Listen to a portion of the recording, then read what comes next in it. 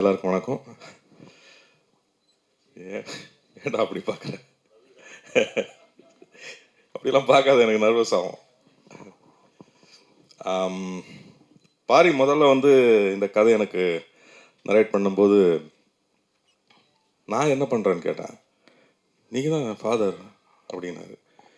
எனக்கு என்னடா ஒரே ஃபாதராகவே போயிட்டுருக்கோம். நண்பன் கனியெல்லாம் வந்து இன்னும் யூத்தாகவே இருக்கிறான், நம்ம மட்டும் ஃபாதர் அப்படி இப்படின்னு. நீ யங் ஃபாதர், அது ஒரு டிஃப்ரென்ஸ் இருக்குது. ஸோ அதனால் ஒரு சின்ன ஒரு இது அப்ரிஹென்ஷனோட தான் கேட்டேன். பட் கதை கேட்டு முடித்த உடனே இது ஃபாதர் இல்லை கிராண்ட் ஃபாதராக இருந்தாலும் நான் பண்ணுறேன் பாரு அப்படின்னு சொன்னேன். அவ்வளோ அழகாக எழுதியிருக்காப்புல. என்னோட கேரக்டர் மட்டும் இல்லை, எல்லாரோட கேரக்டர் ஆர்க்கும் அவ்வளோ பியூட்டிஃபுல்லாக ஒரு கம்ப்ளீஷனோட பியூட்டிஃபுல்லாக வந்து லேண்ட் ஆகிற மாதிரி ஒரு ஸ்கிரிப்ட் எழுதியிருக்காரு. எல்லா கேரக்டர்ஸும் பியூட்டிஃபுல்லாக இருக்குது, ரொம்ப நல்லா. அதே மாதிரி அது வந்து பிக் ஸ்க்ரீனுக்கு டிரான்ஸ்லேட் ஆகுறதும் அவ்வளோ பியூட்டிஃபுல்லாக ஆகிருக்கு. ஷூட்டிங் பண்ணும்போதே நமக்கு அது தோணுச்சு.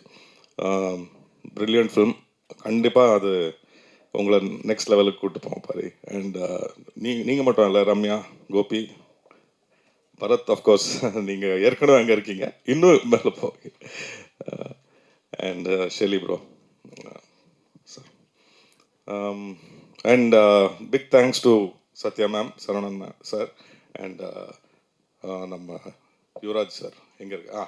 வணக்கம் எல்லாருக்கும், நன்றி, வணக்கம். அண்ட் இங்கே வந்ததுக்கு சசி சார், சமுத்திரகனி, தேங்க்யூ.